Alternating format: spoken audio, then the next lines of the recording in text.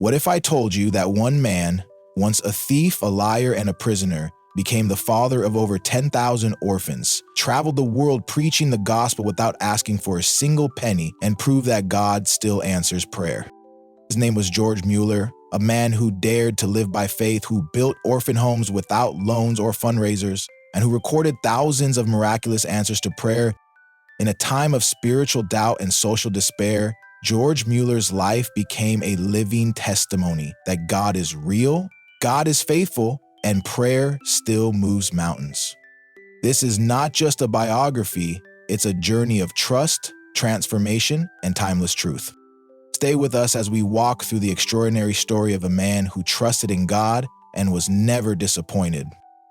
In a quiet town nestled in the Prussian countryside, a baby's cry pierced the autumn air. It was September 27, 1805, and little did the villagers of Kroppenstadt know that the boy born that day would one day become a father to thousands who had no fathers. His name was George Müller. From the outside, George's early life seemed ordinary. His father, Johann Heinrich Müller, was a tax collector, a serious business-minded man who believed more in figures than in faith. Religion to him was a matter of formality, something respectable people observed. His mother was more gentle but often frail and passed away when George was just 14. At her funeral, while the congregation bowed their heads in solemn prayer, young George's heart remained untouched. The truth was, he didn't grieve. He couldn't. His heart had long been hardened. Even as a child, George learned how to charm others with his words. He was intelligent, articulate, and entirely given over to sin. By the time he was 10, he was stealing from his father's money box. At 11, he could tell a lie so convincingly that even adults believed him. At 12, he was sneaking away from home to gamble with his friends and drink himself into a stupor. And at 14, on the night his mother died, he was out carousing with friends. There were no prayers said, no tears shed, just laughter, cards, and beer. He had no fear of God, no sense of right or wrong, only a growing desire to enjoy life without consequence. Religion, to George, was a costume. He could attend church and quote scripture with the best of them, but it was all a performance. He had mastered the role of the respectable young man while hiding a double life behind closed doors. George's father, seeing his son's sharp mind and eloquent speech, made plans for him to become a Lutheran clergyman.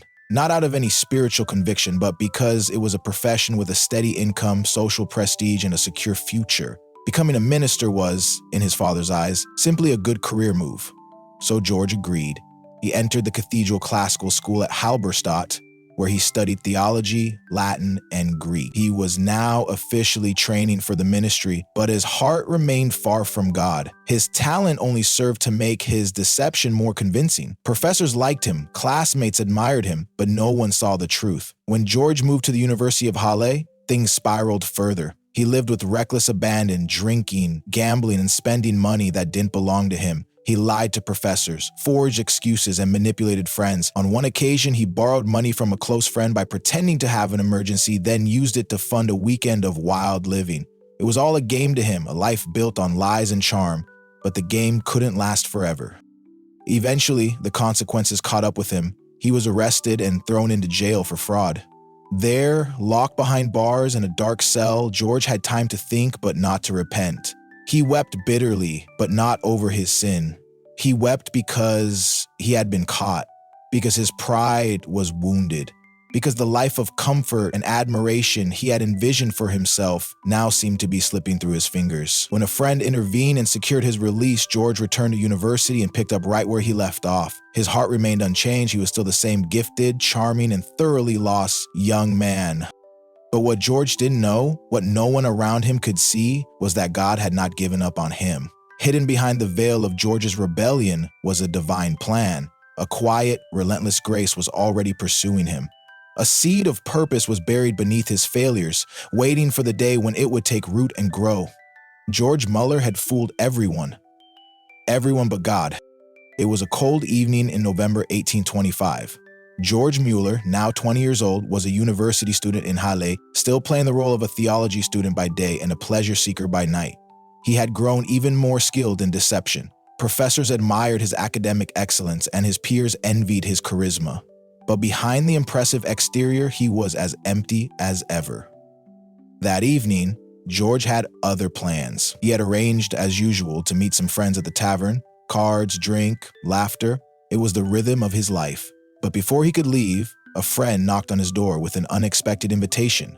"Would you like to come to a prayer meeting tonight?" the friend asked casually. George paused. A prayer meeting? He almost laughed out loud. It wasn't the kind of evening entertainment he was used to, but curiosity got the better of him. Something in the simplicity of the request struck him. He hesitated for a moment, then, to his own surprise, said yes. That decision would change the course of his life forever. The prayer meeting was held in a small house just a few streets away. George stepped inside, expecting a dry and formal gathering, but what he found shocked him. A dozen or so believers gathered in a simple room were praying and reading the Bible, not with ritual, but with conviction.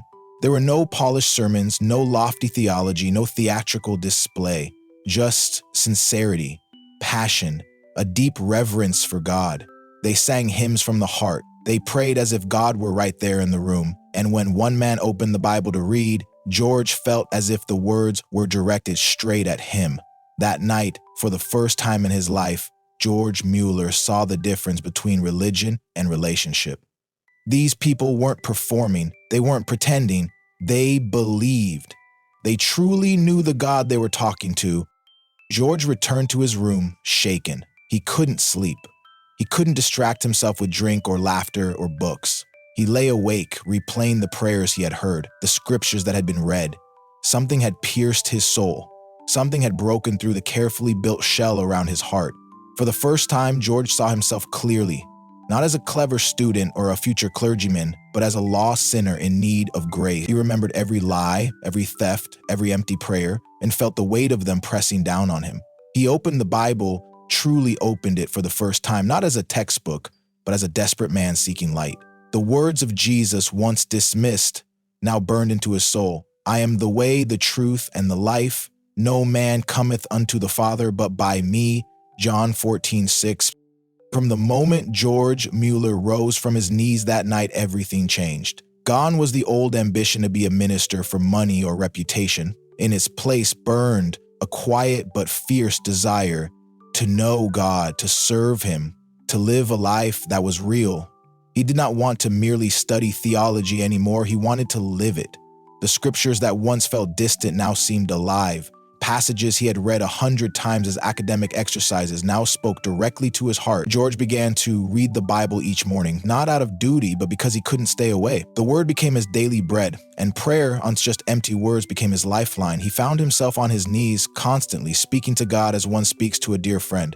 There was no ceremony, no flourish, just honesty, intimacy. His friends noticed the change. The tavern nights stopped, the lies stopped, the clever manipulations and shady dealings disappeared. He no longer craved the applause of his peers or the praise of professors. His life had turned completely around, and many didn't know what to make of it. Some mocked him, others distanced themselves. But George didn't mind.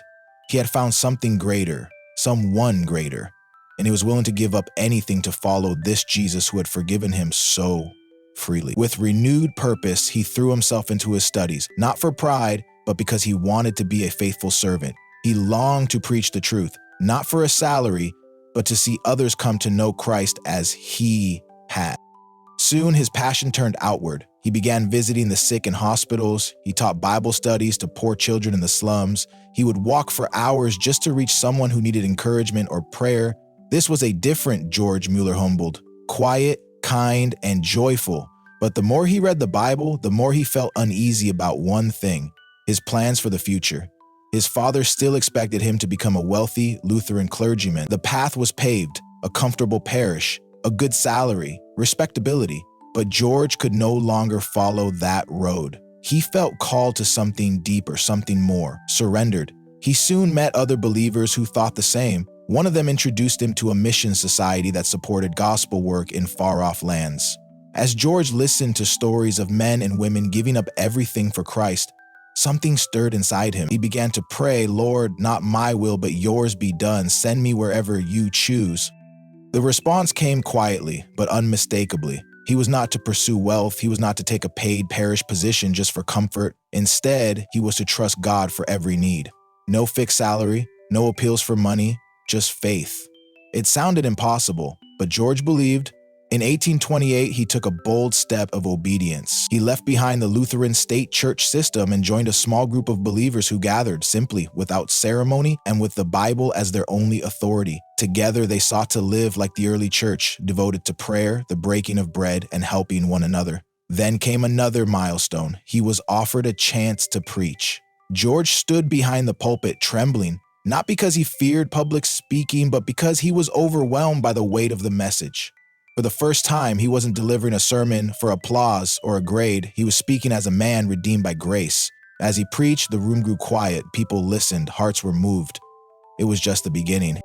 That same year, George met a young woman named Mary Groves, a woman who shared his desire for simple, obedient, faithful living. They soon fell in love not just with each other, but with the same vision, to serve the Lord wholeheartedly without worldly attachments. They were married in 1830. Together, George and Mary Müller would begin a journey that would test their faith, stretch their trust, and lead to miracles that would echo across continents. But they didn't know any of that yet. They only knew one thing: God had called them to live by faith, and they had said yes. The cobbled streets of Tegmouth were quiet the morning George Müller and his new bride, Mary, arrived in the coastal town in southern England. The year was 1830, and George had just taken up a modest pastoral position at a small chapel. The salary was low, the congregation simple, but that suited George just fine. He wasn't looking for prestige, he was looking for obedience. Yet even in that humble place, George faced a challenge that would shape the rest of his life: money. In the churches of that time, it was common for pews to be rented. Wealthier families paid more for the best seats, while the poor were left with the back rows or none at all. George was deeply troubled.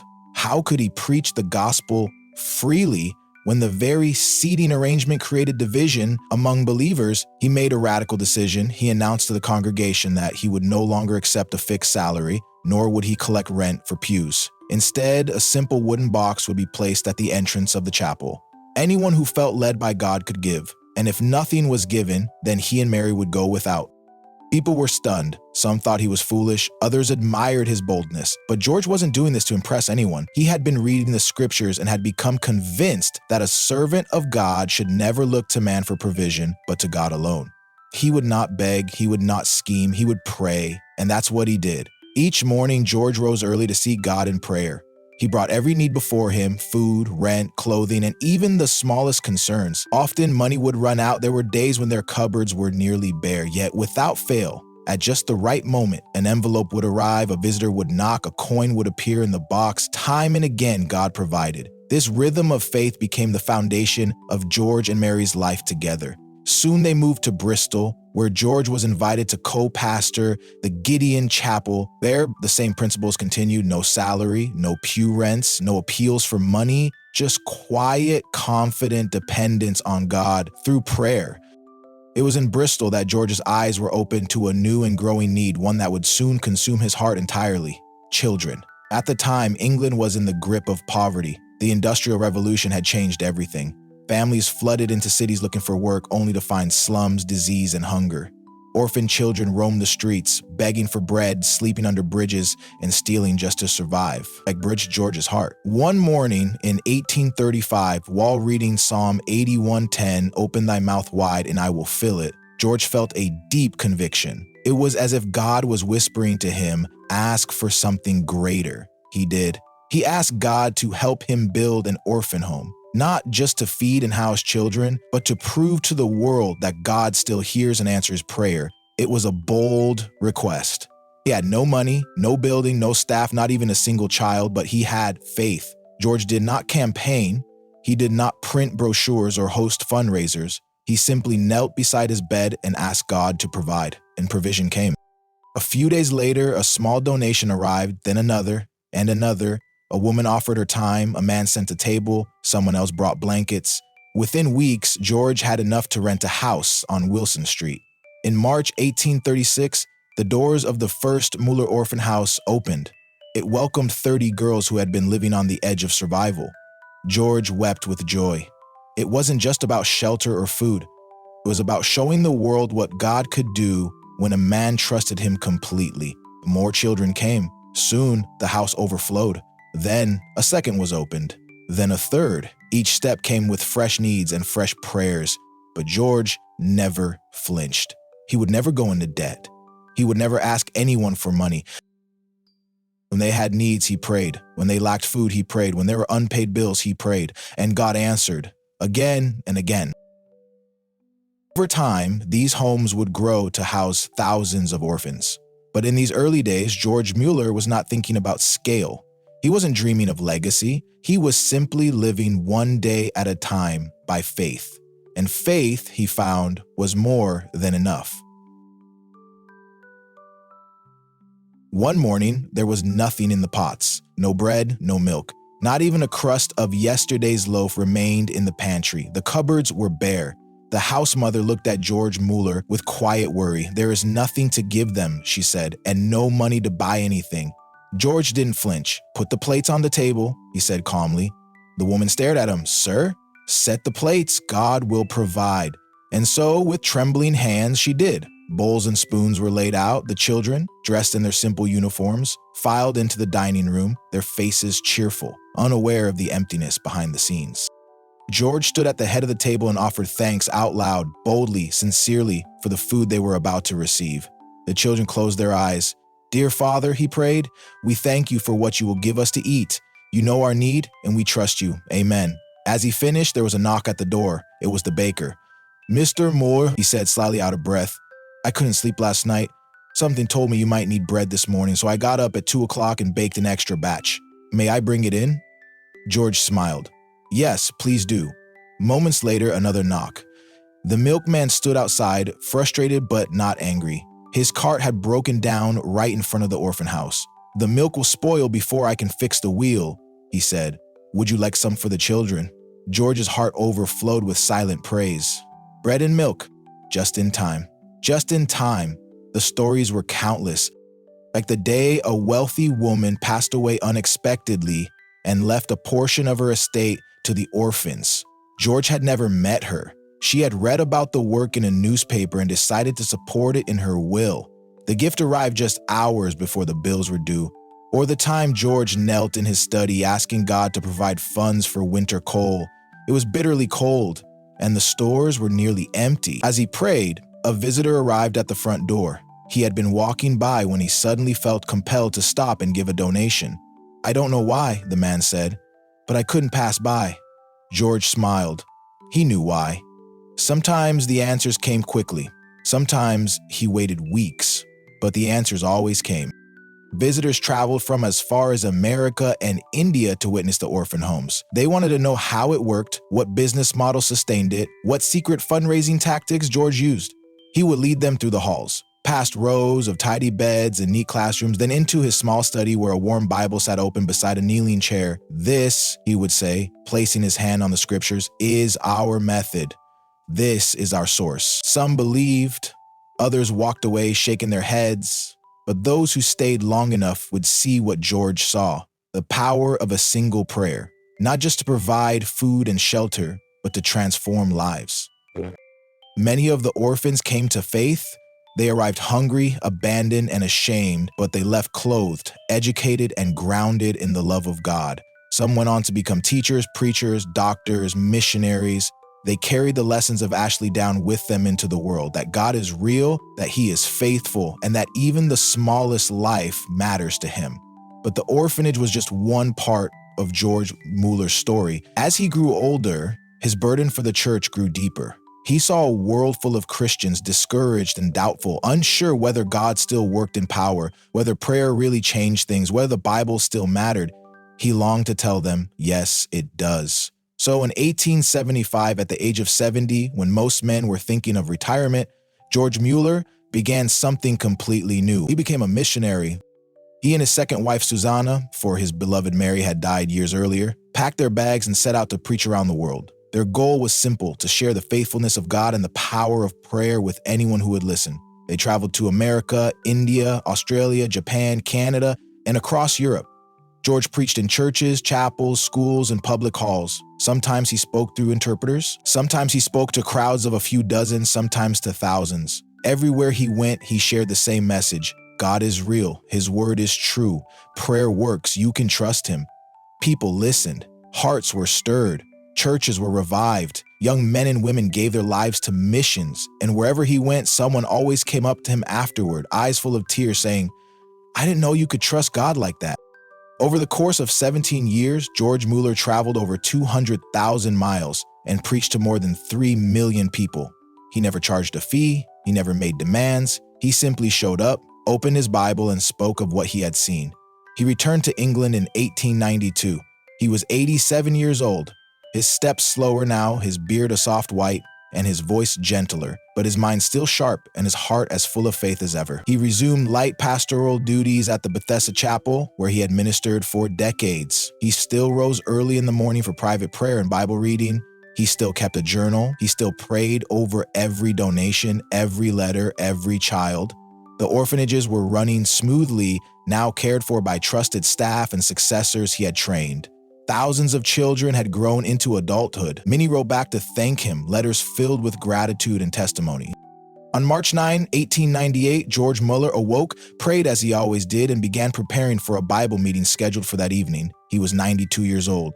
There was no sign of illness, no warning, just quiet preparation. That night, as the sun faded over the rooftops of Bristol, George quietly passed into the presence of the Lord he had served so faithfully. He had begun life as a liar, a thief, a mocker of God. He ended it having cared for over 10,000 orphans, distributed millions of pounds to missions, inspired revivals across continents, and proven without ever asking for money, because God alone is enough. Some Bible lessons from this story are, firstly, God can transform any life. Therefore, if any man be in Christ, he is a new creature. 3 Corinthians 5:17. George Müller was once a liar, thief, and drunkard, but Christ transformed him completely. No past is too dark for God's redemption. Second, prayer is powerful and effective. The effectual fervent prayer of a righteous man availeth much. James 5:16. George Moore never asked people for money, he prayed instead. God answered over 50,000 specific prayers, proving that prayer still works. Third, faith is meant to be lived out daily. The just shall live by faith. Romans 1:17. George Moore trusted God for daily bread for thousands of orphans. His life shows that faith isn't just for crisis, it's a way of life. Fourth, God provides when we trust him fully, but my God shall supply all your need. Philippians 4:19. Even when the cupboards were bare, Müller trusted God and provision always came. God is faithful to those who rely on him. Fifth, true ministry doesn't depend on riches. Freely ye have received, freely give. Matthew 10:8. Müller never charged for his ministry. His example teaches us that spiritual service shouldn't be for profit, but for God's glory. Also, care for the vulnerable is close to God's heart. Pure religion is this, to visit the fatherless and widows. George Müller didn't just preach, he lived the gospel by feeding, clothing, and housing over 10,000 orphans. Lastly, one obedient life can influence generations. Let your light so shine before men. Matthew 5:16, Müller's legacy continues to inspire believers globally. His journals, orphan houses, and unshakable faith still point people to God.